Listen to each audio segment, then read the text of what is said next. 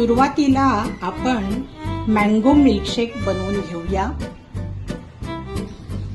त्यासाठी एका आंब्याचे हे तुकडे आहेत,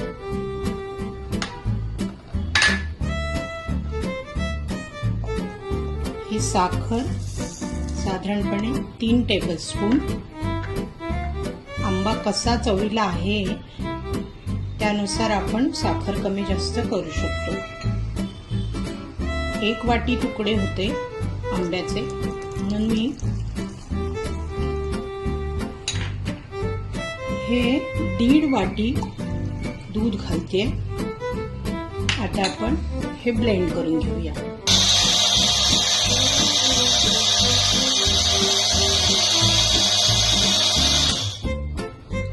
या मिल्कशेक मध्ये तुम्ही ड्रायफ्रूट सुद्धा वापरू शकता, पण मला हा मिल्कशेक थोडासा पातळसर हवाय म्हणून मी ड्रायफ्रूट घातले नाही। आपला हा मिल्कशेक तयार झालेला आहे, मँगो मिल्कशेक। आता आपण पुढची कृती करूया। इथे मी गॅस ऑन करून त्यावर कढई ठेवलेली आहे आणि कढईत अंदाजे पाणी घातलेलं आहे। त्यात हे साबुदाणे मला शिजवून घ्यायचे आहे। हे साबुदाणे 3-4 वेळा पाण्यात धुवून मग मी ते रेस्ट करत ठेवले होते। साधारणपणे 3 ते 4 तास रेस्ट करत ठेवायचे। 1 तास ठेवले तरी सुद्धा चालतात, पण जास्त वेळ ठेवलात तर व्यवस्थित फुगतात ते। आता आपण या पाण्यामध्ये हे साबुदाणे, भिजवलेले साबुदाणे घालून ते शिजवून घेऊया। आपला साबुदाणा शिजलेला आहे, हा ट्रान्सपरंट पण झालेला आहे। त्यामुळे आता आपण गॅस बंद करूया आणि त्याचं पाणी गाळून घेऊया।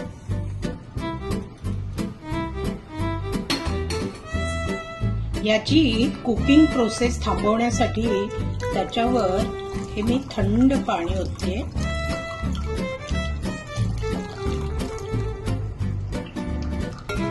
आता आपण हे दुसऱ्या भांड्यामध्ये काढून घेऊया।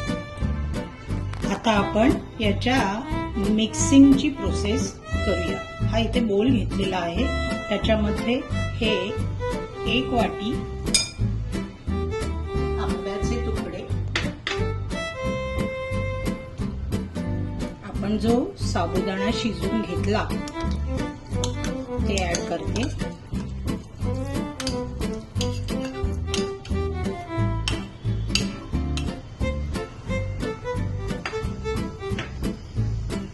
त्याच्यामध्ये थोडंसं इसेन्स घालते मी।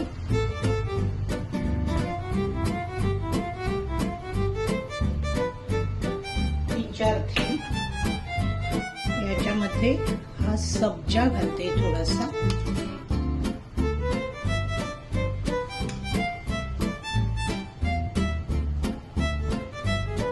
आणि आता आपण हा जो मिल्कशेक तयार केला तो त्याच्यामध्ये मिक्स करूया।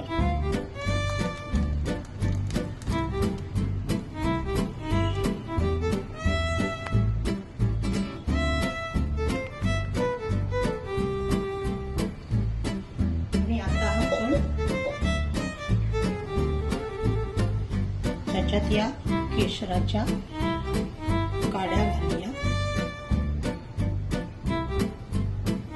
आणि हे व्यवस्थित मिक्स करून घेऊया। आता याच्यामध्ये हा बर्फ घालते चिल्ड होण्यासाठी।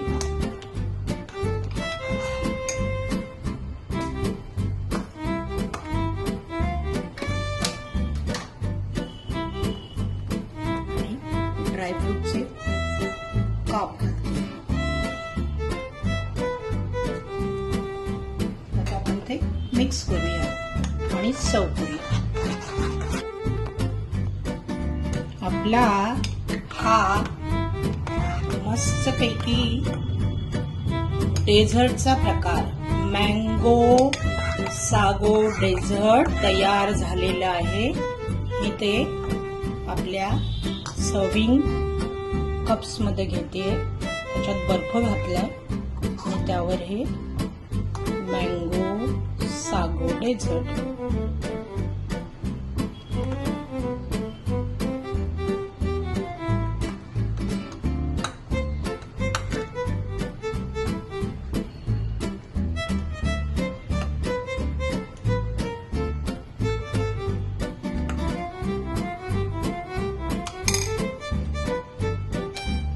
त्यावर हे ड्रायफ्रूटचे काप.